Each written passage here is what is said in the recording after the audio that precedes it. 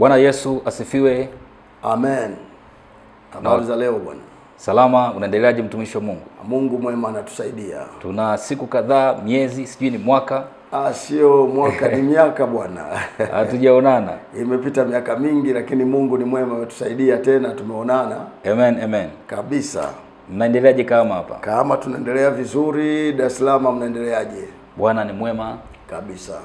Tuko tunaendelea na kazi ya Mungu. Mungu anatupenda kabisa. Amen. Karibu sana hapa, na imepita siku kadhaa kama ulivyosema miaka.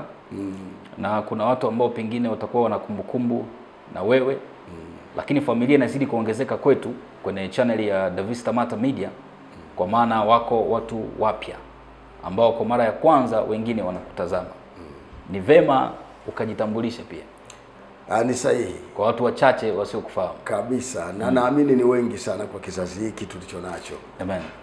Ndugu mtazamaji, naitwa Askofu Kagoma John Kasagamba. Ni mchungaji wa kanisa la FPCT Galilaya Majengo Kahama, mkoa wa Shinyanga, katika nchi ya Tanzania. Ni muha niliyookoka kutoka katika kuabudu mizimu, na sasa leo ninamuinua Bwana Yesu kuwa Bwana na Mwokozi wa maisha yangu, maana amenitoa mbali. Napozungumza kuabudu mizimu, hatukuwa na dini yoyote katika familia yetu. Sisi tulijua kuabudu vijumba, milumba, vichuguu na hata mito tuliabudu. Sawa. Kabisa. Mimi ndo Kagoma John Kasagamba. Amen. Asante sana. Amen. Karibu sana. Maana kila tukikutana na wewe liko jambo. Liko jambo linalohusu ufalme wa Mungu. Basi kabla sijaenda kuleta jambo linalohusu ufalme wa Mungu, ndio nimshukuru Mungu kwanza, na baadaye nitasoma neno na nitakwenda kueleza kile ambacho nataka. Amen. Watu wakisikie na wakielewe, ikiwezekana kiwasaidie. Amen. Baba yetu na Mungu wetu, katika jina la Yesu Kristo wa Nazareti aliye hai, ninakushukuru kwa kipindi hiki ambacho Bwana ninakwenda kueleza shuhuda ambazo Bwana umenitendea. Lakini naenda kueleza shuhuda baadhi za watu ambao umewatendea katika huduma yangu, ili watu nao waone namna gani Mungu ulivyo mkuu. Baba, ninakushukuru. Karibu wewe ndani yangu, karibu juu ya msikilizaji wangu, ukamtie moyo na ukampake mafuta ya kuokoka, katika jina la Yesu. Amen. Amen. Basi mtazamaji, kama ambavyo nimejitambulisha na baadaye nikawa nimeomba, ushuhuda wangu utakuwa katika sehemu kuu mbili. Sehemu ya kwanza nitazungumza kwa sehemu ndogo. Inawezekana kuna mtu ambaye amewahi kunitazama, kuna vitu nitarudia kwa sababu wewe yamkini umenitazama, lakini kuna watu wengine ni wapya kabisa, hawajawahi kunitazama na hawajawahi kusikia ushuhuda wangu katika maisha yangu. Kwa hiyo wewe kama uliwahi kunisikia, ubarikiwe. Kusikia mara ya pili sio kosa. So unaendelea kupata maarifa. Lakini yuko mtu mwingine ni mpya kabisa, naye tumpe nafasi. Amen. Asikie mimi Kagoma ni nani. Sehemu ya kwanza hiyo. Sehemu ya pili nitashuhudia habari za watu wengine ambao Bwana amewatendea katika huduma yangu. Japokuwa nitaheshimu majina yao, sitataja majina yao. Nitataja baadhi ya vyeo ambavyo Bwana amevitendea miujiza, kwa sababu na wewe yamkini una cheo kama hicho ambacho mwenzako au ndugu Bwana alimtendea. Amen. Itakuwa imependeza sana. Amen. Sasa nitasoma neno kutoka kitabu cha Mwanzo katika ile sura ya 40. Tutashuka pale chini. Ndio. Tuone tunasemaje. Amen. Ikawa baada ya mambo hayo, mnyweshaji wa mfalme wa Misri na mwokaji wake wakamkosa bwana wao mfalme wa Misri. Farao akawaghadhibikia maakida wake wawili, mkuu wa wanyweshaji na mkuu wa waokaji, akawatia katika lindo nyumbani mwa mkuu wa askari, humo gerezani, mahali alipofungwa Yusufu. Mkuu wa askari akamwekea Yusufu watu hao, naye akawahudumu. Nao wakakaa siku kadha wa kadha katika kifungo. Wakaota ndoto wote wawili, kila mtu ndoto yake usiku mmoja, kila mtu kwa tafsiri ya ndoto yake. mnyweshaji na mwokaji wa mfalme wa Misri waliofungwa gerezani. Yusufu akawajia asubuhi, akawaona wamefadhaika. Akawauliza hao maakida wa Farao waliokuwa pamoja naye katika kifungo nyumbani mwa bwana wake, akisema, mbona nyuso zenu zimekunjamana leo? Wakamwambia, tumeota ndoto, wala hapana awezaye kuifasiri. Yusufu akamwambia, kufasiri si kazi ya Mungu? Tafadhalini muniambie. Mnyweshaji mkuu akamhadithia Yusufu ndoto yake, akamwambia, katika ndoto yangu nimeota uko mzabibu mbele yangu, na katika mzabibu mlikuwa na matawi matatu, nao ulikuwa kana unamea, unachanua maua, vishada vyake vikatoa zabibu zilizoiva, na kikombe cha Farao kilikuwa mkononi mwake. Nikazitwaa zabibu, nikazikamua katika kikombe cha Farao, nikampa Farao kikombe mkononi mwake. Yusufu akamwambia, tafsiri yake ndiyo hii, matawi matatu ni siku tatu. Baada ya siku tatu Farao atakiinua kichwa chako, atakurudisha katika kazi yako, nawe utampa Farao kikombe mkononi mwake, kama desturi ya kwanza ulipokuwa mnyweshaji wake. Ila unikumbuke mimi utakapopata mema, ukanifanyie fadhili na kuomba, ukanitaje kwa Farao na kunitoa katika nyumba hii, kwa sababu katika hakika naliibiwa kutoka nchi ya Waebrania, wala hapa sikutenda neno lolote hata wanitie gerezani. Mkuu wa waokaji alipoona ya kwamba hiyo tafsiri ni ya mema. Nirudie hapo. Amen. Mkuu wa waokaji alipoona ya kwamba hiyo tafsiri ni ya mema. Hebu gundua hapa, kabla sijaenda mbali, ni kufundisha kitu. Huyu jamaa anaomba tafsiri kwa tamaa. Anaomba tafsiri kwa tamaa, si kwa moyo. Twende tuone kinachompata mtu huyu. Amen. Akamwambia Yusufu, mimi kadhalika nilikuwa katika ndoto yangu, na tazama, ziko nyungo tatu za mikate mieupe juu ya kichwa changu, na katika ugo wa juu mlikuwa na kila namna ya chakula kwa Farao, kazi za mwokaji.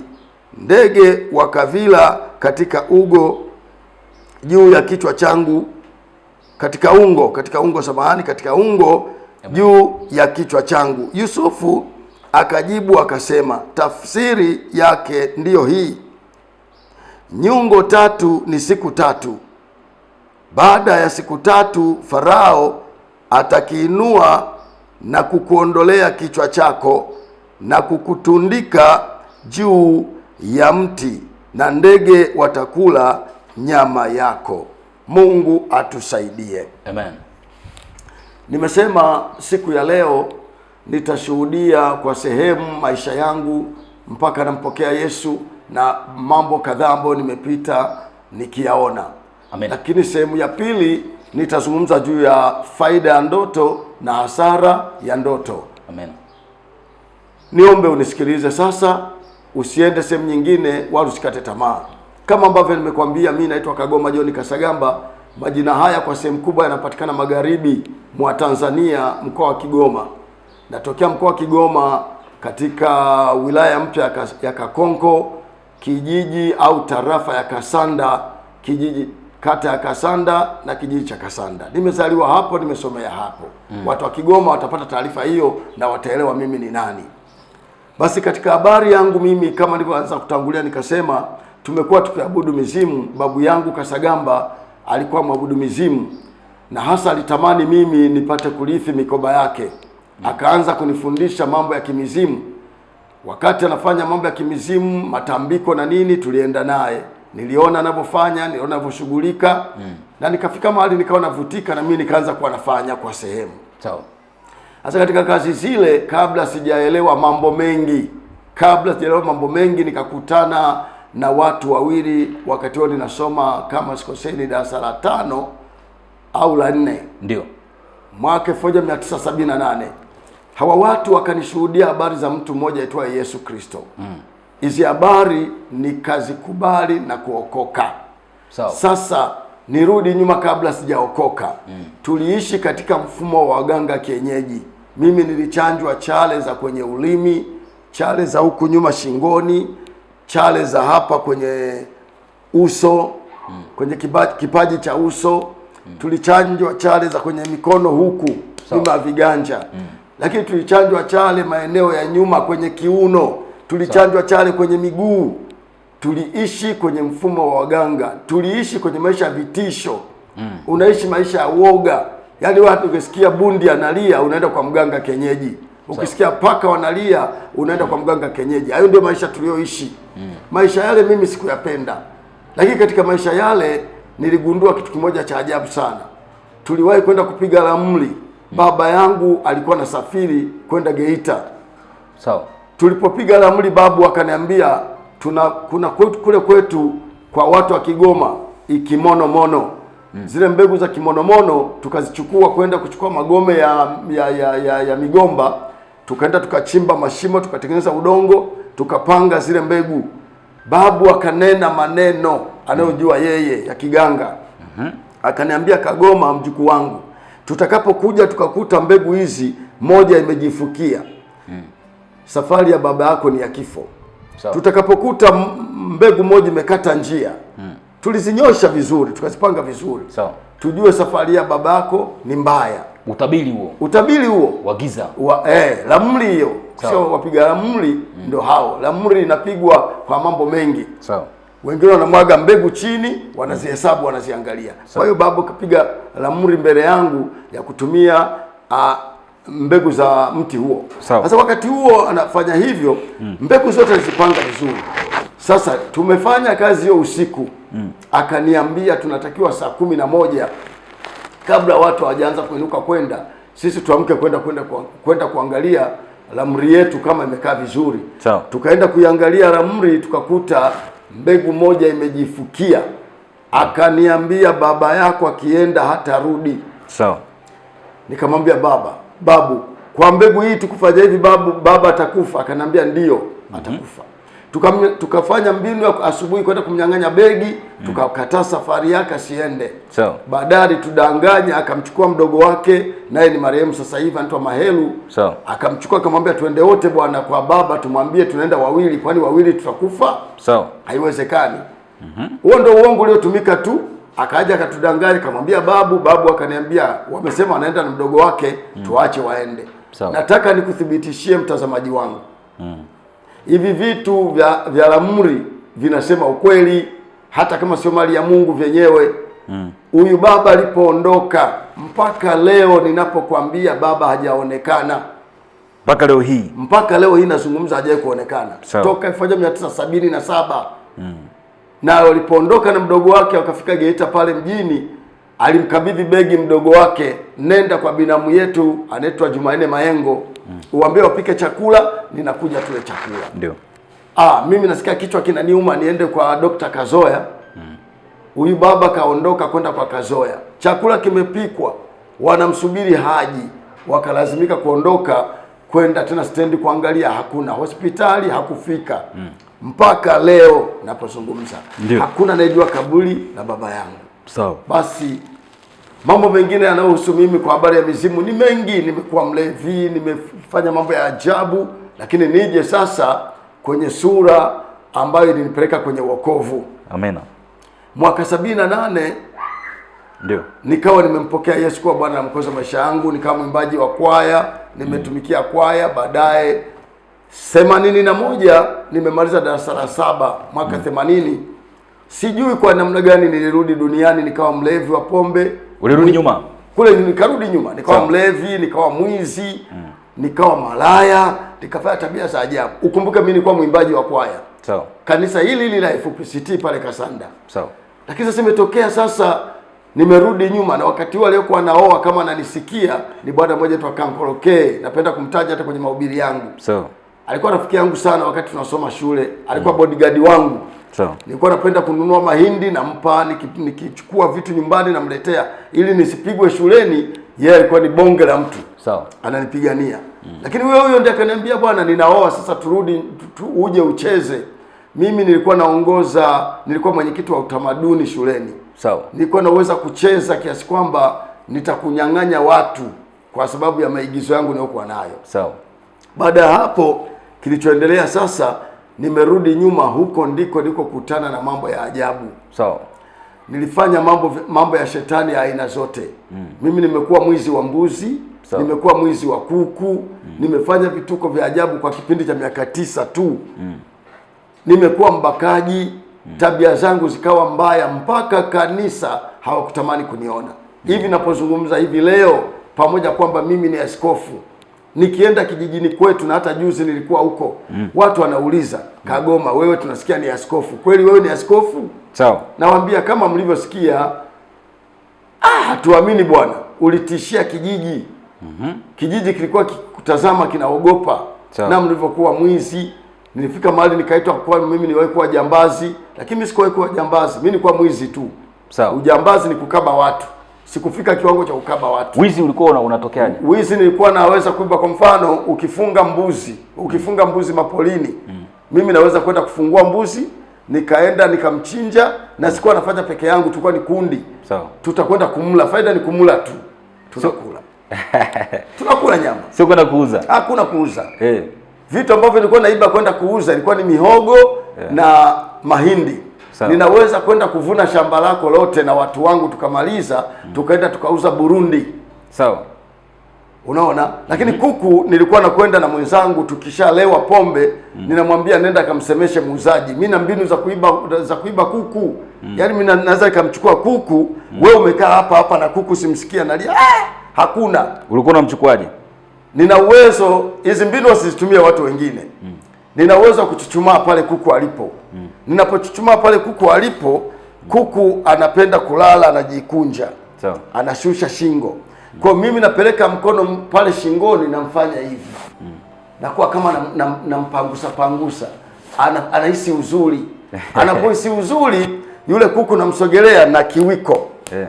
Na chuchuma kiwiko kinamsogeza kwenye paja. Kikimsogeza kwenye paja, ujue nikisha kulenga kwamba amesogea kwenye paja huku nampangusa, ninaongeza kushika shingo, namchukua taratibu. Hapigi kelele. Sawa. Nitatoka nje na yule bwana atakuwa ameshaniona, maana yeye atakuwa ameshajua Kagoma ameondoka. Sawa. Hiyo ni mbinu moja ya kuiba kuku. Sawa. Hapo ni usiku tayari. Kuna mbinu nyingine ya kuiba kuku. Sawa. Tulikuwa tunatengeneza uzi wa cherehani. Uzi wa cherehani tunatoboa hindi, tunafunga uzi wa cherehani. Sawa. Tunakwenda kwenye uwanja wa mtu. Tunatupia hindi hilo. Kuku yule atalimeza. Atameza lile hindi, litakwenda tumboni. Sawa. Sasa wakati sisi tuko eneo fulani, tunavuta ile kamba, ule uzi. Sawa. Yule kuku anakuja tu. Sawa. Sikiko tumboni, anakuja. Na hawezi kulia. Akifika eneo, namkamata naondoka. Hizo zilikuwa ni mbinu za kuiba kuku. Tulikuwa tunaweza kula kuku kila siku, lakini sio zetu. Za kuiba. Za bure tu. Za bure tu. Kwa hiyo uaskofu hautoki sehemu nzuri jamani. Hata Paulo tunajua historia yake, alikuwa mtu mbaya. Sawa. Basi katika hali hiyo nikaishi maisha hayo sasa ya ulevi. Niliwahi kulewa pombe, nikalala barabarani. Ilikuwaje siku hiyo? Nakumbuka kisa hicho, nilikuwa nimechukua beskeli ya hospitali na dokta alikuwa shemeji yangu. Alikuwa anaishi na dada yangu. Sawa. Namkumbuka akisikia anaitwa William, kanipa beskeli kwenda kusaga mahindi Kakonko. Nikanywa pombe Kakonko nikalewa. Sasa nimekuja kutoka Kakonko kuja kwetu ni miteremko. Lakini kupanda kutoka Kabingo kuja kwetu Kasanda ni mlima mkubwa. Sasa nimesukuma mlima, kumbe nimechoka. Nikaamua kupaki beskeli, breki zinanizunguka gari. Ilikuwa ni mchana usiku? Usiku. Sawa. Usiku kabisa. Umelala barabarani? Barabarani. Bahati nzuri kuna watu niliwaacha nyuma wa kijiji cha jirani Bukililo. Sawa. Hao ndio waliokuja wakaniona na wakanijua.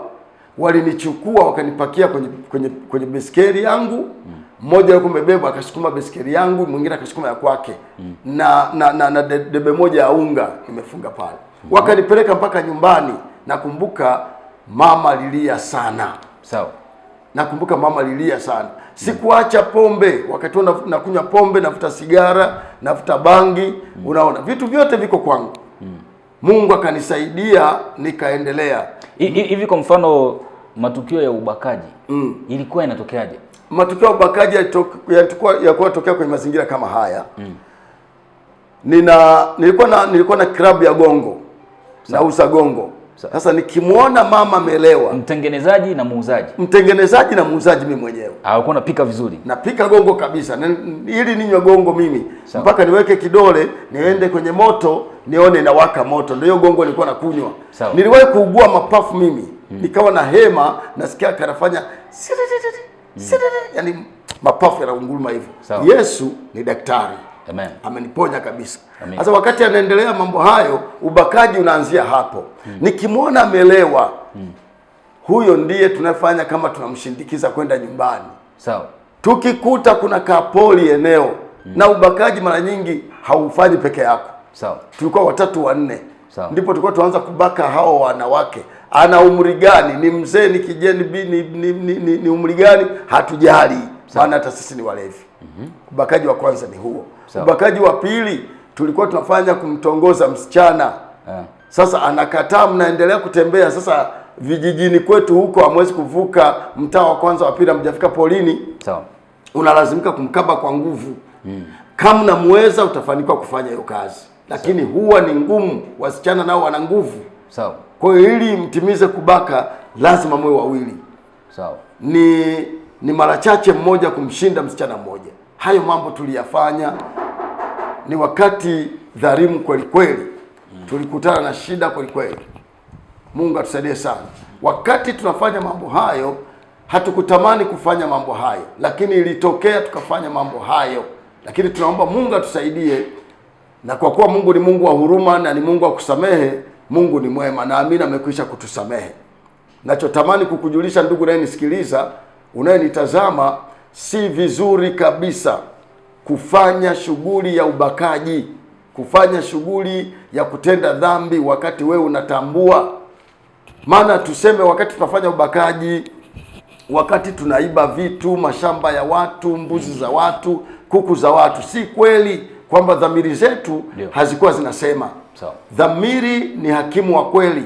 Anaongea, anakuambia jambo hili ni baya, jambo hili ni zuri, lakini kwa namna gani utaacha wakati wewe ni mtumwa? Imeandikwa katika Isaya 42 na mstari wa 22 kwamba watu wako ndani ya magereza, wamefichwa, hakuna asemaye rudisha. Kwa hiyo mimi nilikuwa ndani ya gereza na marafiki zangu, na juzi nimeenda nyumbani, nimewakuta rafiki zangu wengine wameshazeeka, ni wazee kabisa, na bado ni walevi. Mpaka nikawaangalia, nikawaambia jamani, tunafanyaje mtoke huko? Na hawaelewi. Na nataka nikuthibitishie ndugu naye nitazama, huwezi kuniambia utaacha pombe. Pombe sio rahisi kuiacha. Sigara sio rahisi kuiacha. Au dhambi kwa ujumla sio rahisi kuiacha, mpaka Mungu akusaidie. Amen. Basi kwa kifupi, katika shuhuda hizo nije sasa mpaka ilipofika mwaka 1987. Sawa. 87 nilimpoteza mdogo wangu. Sawa. Aliyokwenda kwanza 80, nirudi nyuma kidogo samahani. Mwaka 81 82 nakumbuka babu yangu ndiye alinipa nauli ya kwenda Ushirombo hapo kuishi. Sawa. Na kuanza kuja mjini nilianzia Ushirombo mimi. Sawa. Nayo ilikuwa ni Kahama ya zamani.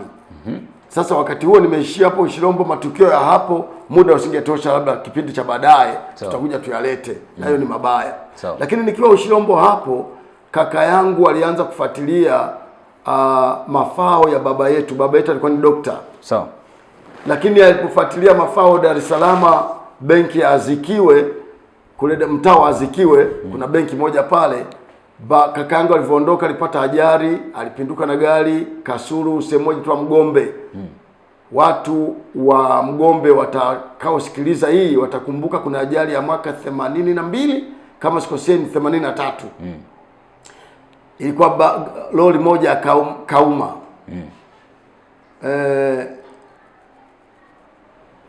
Wakati zimepinduka kakaangu alifia pale. Watu wengi walifia pale. Kwa hiyo kakaangu akaoza, maana hakuwa na ndugu kumtafuta. Basi ilibidi wazikwe pale pale. Nakumbuka sana, hiyo ndio leo nirudisha nyumbani. Nikarudi nyumbani, niliporudi nyumbani nikakaa kwa muda miaka kama 2-3, nikasikia mdogo wangu naye alikuwa anaishi Geita, alienda machimboni, duara ilianguka ikamfukia akafa. Lakini taarifa zinazoletwa, mizimu ya watu hawa imekosa mtu wa kuiabudu, inakula mmoja baada ya mmoja. Nikaambiwa anayefuata kufa ni Kagoma. Unategemea nilipata uoga kiasi gani? Maana wakati nikiwa Ushirombo ziliwahi kutokea taarifa kwamba mimi nishakufa, na nyumbani wakatandika, wakaweka msiba, wakaanza kulia. Lakini baadaye nimerudi sasa, naondoka kwenda kumfuata mdogo wangu, nakuta amefunikwa na duara. Sasa wakati nachimba duara na mimi Nyarugusu hapo, ilibidi, maana nilienda na sigara za kuuza. Huyo ndugu aliyetupeleka alituibia sigara zote, mabunda yote. Nikabaki sina pesa. Na kubaki sina pesa, ndipo hapo ilipofika wakati nikaamua kuchimba na mimi machimbo. Kitu ambacho nilikuwa sitaki kwa sababu mdogo wangu amefunikwa na duara. Nimechimba machimbo niende kwenye pointi sasa. Siku moja nikaenda kwenye duara yenye dhahabu. Tumefika kwenye dhahabu na tumetoka na dhahabu. Kumbe wakati tumeenda huko chini, wachimbaji watanielewa. Duara unachimba unaenda chini. Ukifika kwenye dhahabu unaanza kufuata mkanda. Tumefuata mkanda huko Fonka huko ndani. Tunarudi kumbe duara imejifukia. Niliwahi kufukiwa ndani ya duara nikakaa masaa 8. Nyarugusu zamani paliitwa Lukaragata. Watu wa zamani wataelewa, kuna sehemu inaitwa Buziba. Huko ndiko nilikofukiwa na duara. Nikakaa masaa 8. Nilikuwa naomba Mungu kimoyo, naomba Mungu nisaidie nisife kabla sijaokoka tena. Sasa baada ya hapo Mungu akasaidia, tukawa na msukuma mmoja wawili, tukawa tunachimba kwenda chini ili tupite tufukue lile eneo. Tukapata bahati, kulikuwa na katundu kadogo, tukatobokeza kwenye duara nyingine. Tulivyotoka kufika nje tulianguka chini, walitupepea, baadaye tukazinduka tukawa watu wazima. Sikurudia kuchimba. Nakumbuka nilifanya kazi zingine, nikapata nauri ya kurudi. Zamani ilikuwa inaitwa Kibondo, leo ni Kakonko. Nikarudi kwetu Kakonko. Nilipofika huko sikukubali kuwa kwenye machimbo tena. Niliamua baada ya muda, niliugua sana kama miezi 3. Lakini baadaye nilipona, nikaondoka kwenda na jamaa moja Dar es Salaam. Nataka kwenda kwenye pointi ya kuokoka nije kwenye matendo makuu ya Mungu. Nikaondoka mpaka Dar es Salaam. Dar es Salaam aliyotokea kule niliona shida, nilitafuta mtu wa kunifundisha kuendesha gari, nilikosa. Baadaye nikaweka nadhiri. Nikasema Mungu, nadhiri niliweka nikiwa bafuni ninaoga. Nakumbuka nimejipaka sabuni, nina mapovu. Sauti kaniambia usipoomba Mungu hautatoka Dar es Salaam. Ndipo nikaweka nadhiri, Mungu nisaidie kama nitapata mtu wa kunifundisha gari. Maana wakati huo hapo nilipo nilikuwa na mpango wa kufukuzwa kazini. Sio kazini, nilifikia kwa mtu.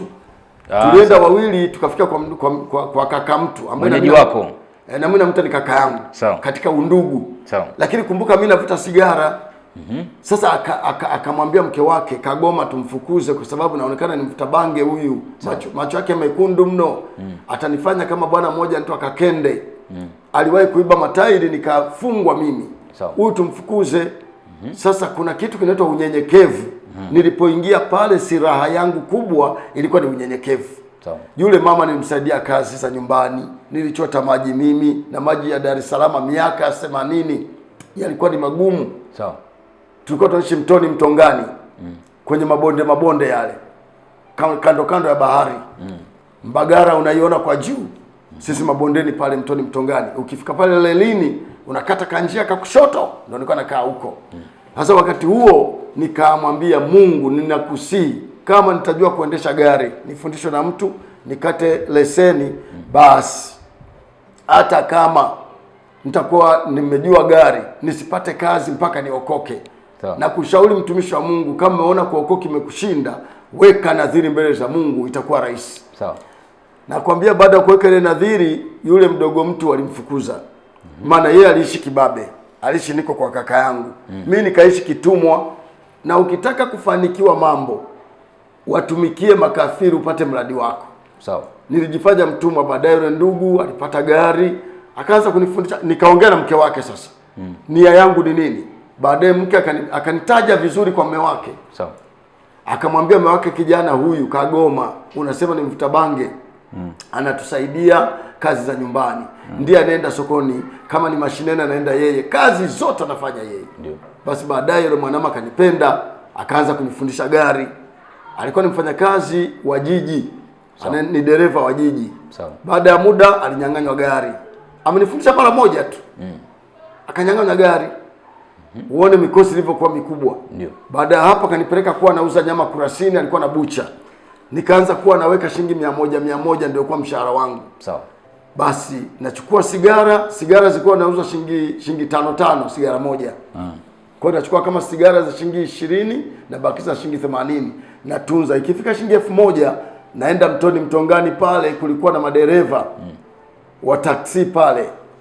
Nawapa shilingi 1000 wananipeleka Mbagara kunifundisha gari. Sawa. Mpaka nikajua gari. Kwa hiyo yule brother alipata gari baadaye. Alipata Tata. Tukaanza kwenda Mkulanga kukusanya mkaa tunaleta. Kipindi hicho ni utawala wa Mwinyi. Sawa. Amepiga marufuku magari, sisi tunayaiba tu. Tunakwenda Mkuranga tunapakia mkaa. Sasa siku moja tumefika Mbagala palikuwa ndio mwisho wa mji. Ananipa gari, akashangaa najua kuendesha gari vizuri kabisa. Sawa. Akaniamini, akanipa ile gari. Tukifika Mkuranga yeye anaenda kwa mahawara zake, mimi naenda mapolini kupakia mkaa. Ndiye mtu wa kwanza kuniambia, ukiona kitu barabarani huku saa 8 usiku usipishe. Kama ni mtu gonga. Na kweli ndo mara ya kwanza kuona mbwa barabarani, kumbe sio mbwa bwana. Na msogelea akageuka kuwa kama kitu kingine, kama mbweha sio mbweha, kama fisi sio fisi. Akakimbia kukimbia. Kumbe hakuwa mbwa. Kilikuwa ni kitu kimetegwa tu barabarani. Ndio. Basi toka hapo nimejua kuendesha gari, nilitafuta kazi, sikupata kazi. Ndipo nilipoondoka kurudi Kibondo. Siku hizi nikakonko, nimerudi Kibondo huko, nafika Kibondo mjini nikaambiwa mbuzi zako zote zimeibiwa. Hapo ndipo moyo wangu kaniuma, na aliyeiba mbuzi zangu ni baba mdogo. Na kwa nini zimeibiwa? Dada yangu alileta mahawara zake, sitamtaja dada yangu huyo. Baadaye mlango akauacha wazi. Sawa. Wakaiba mbuzi, na mbuzi hao walikuwa nitegemeo kwamba hao mbuzi ndio watakao watumia kwa nauli ya kurudi Dar. Basi baada hapo haikuwezekana tena. Ukumbuke sasa uvaaji wangu, nywele zangu. Nilikuwa na nywele nyingi, unaenda kuoga afu unazitimua namna hizi nakata matuta kama uliwahi kuona watu hao. Sawa. Kizazi chetu kwa tunafanya hivyo. Kwa hiyo mimi nilikuwa naitwa Ras. Sawa. Basi kilichotokea kwangu nikamrudia Yesu sasa. Nije kwenye point ili nifike kwenye kusudi. Sawa. Ni wakati nilipoanza kuwa nimelala, ninaota ndoto, nimeshikwa na watu wawili ambao sikuwahi kuwaona, nisishuhudie uongo, sikuwahi kuwaona. Sawa. Ila katika kuhadithia watu waliniambia hao ni malaika. Ninalala, wanakuja watu wanashika miguu, wengine mikono. Wananilaza chali. Halafu wanakuwa wananifanya kama bembea namna hii. Sasa wakati wananifanyisha bembea, wananigeuza sasa, naangalia chini. Nikiangalia chini naona niko kwenye tanuru la moto kama jehanamu. Nikiangalia magharibi sioni mwisho, mashariki sioni mwisho, kusini kaskazini sioni mwisho. Moto wa blue unawaka. Wananiuliza tukuachie? Nawaambia msiniachie. Swali la pili kwao, utaokoka? Nawaambia nitaokoka ndio. Nikiwaambia nitaokoka, ghafla najikuta niko kitandani. Hivi ni nini kitu hiki? Sawa. Basi nikapata shida. Baadaye nikaenda kumuuliza mtu mmoja anaitwa Saningo, mtoto wa John Lusaku. Leo hii naye ni mchungaji wa kanisa TAG pale Mwanza. Sawa. Huyo ndiye aliyenisaidia. Naona Mungu alimtumia yeye. Sawa. Akaniambia, Kagoma, inaonekana wewe kuna nadhiri uliwahi kuweka. Nikamwambia ndio. Uliweka nadhiri gani? Nikamwambia nikiwa Dar es Salaam niliweka nadhiri kwamba kama nitajua kuendesha gari nikijua kuendesha gari, nikakata leseni, nitaokoka. So Na vitu vyote nilivipata. Sasa nahangaika kutafuta kazi, sipati. Akaniambia, kabla hujapata kazi na kushauri ukubali kumpokea Yesu awe Bwana na Mwokozi wa maisha yako. Nikamwambia mimi niko tayari, lakini ninachokuomba kamwambie mchungaji Isaka Makoko aniruhusu mimi nije navuta sigara.